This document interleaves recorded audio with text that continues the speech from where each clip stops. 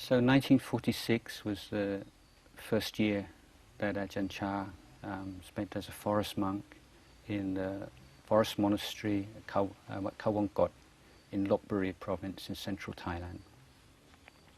And although Luang Pu Pao had passed away before he arrived, a lot of his teachings were recorded, not recorded, but had been written down and they could be studied. And there was a very inspiring monk there. He was Cambodian, but he was unusual in a way, in that he was very skilled in the and knowledgeable in the suttas and the academic, theoretical side of Buddhism, but also in the practice of meditation. Now, I've been telling you of this distinction between the forest monks and the village or the town monks, and unfortunately in Thailand, what's tended to develop is that the forest monks have often neglected the theoretical study, and then the academic monks don't meditate. And so this was the first time he met someone who had this kind of all-round ability and knowledge.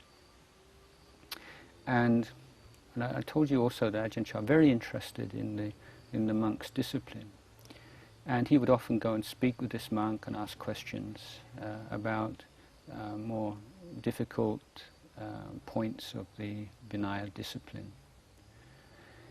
And so in the evening, Ajahn Chah, after the evening service, would walk up onto the top of the mountain, and he liked to do walking meditation up there. It was very quiet and breezy.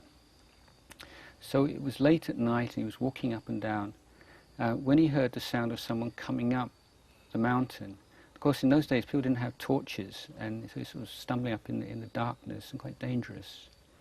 And who could that be? And it was the Ajahn, the Cambodian Ajahn. And so he said, what brings you up here this time of night? I was quite surprised.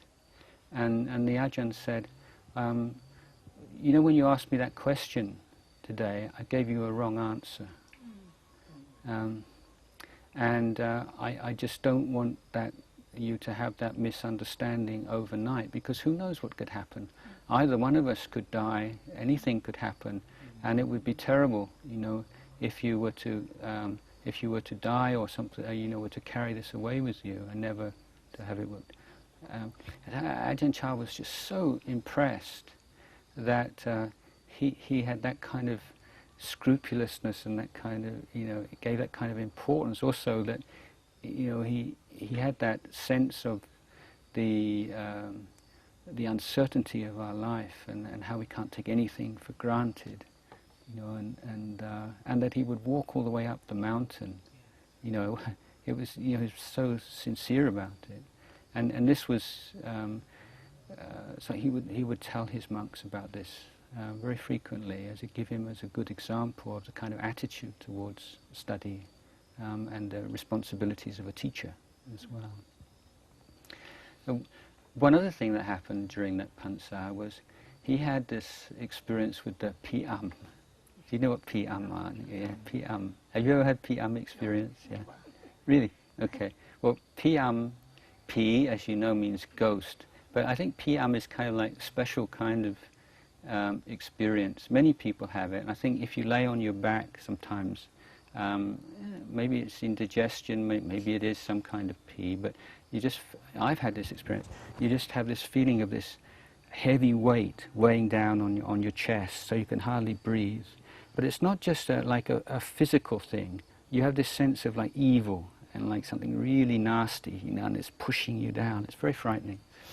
And so Ajahn Chah had one of these experiences. Now, before that, he, like many monks, would have all these kind of spells and he'd learn all these special phrases which are supposed to protect you from all kinds of spirits and things.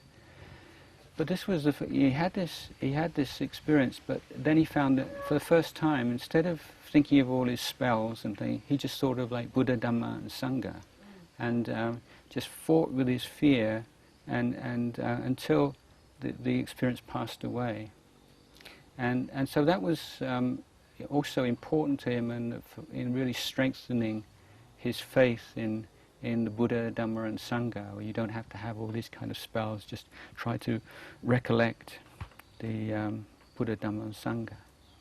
And of course, for myself and many of my friends, when we've had this experience, we just got our Ajahn Chah picture. I mean, I always said for like Ajahn Chah picture and just sort of hold it like this. And so, not quite sure, what these things are.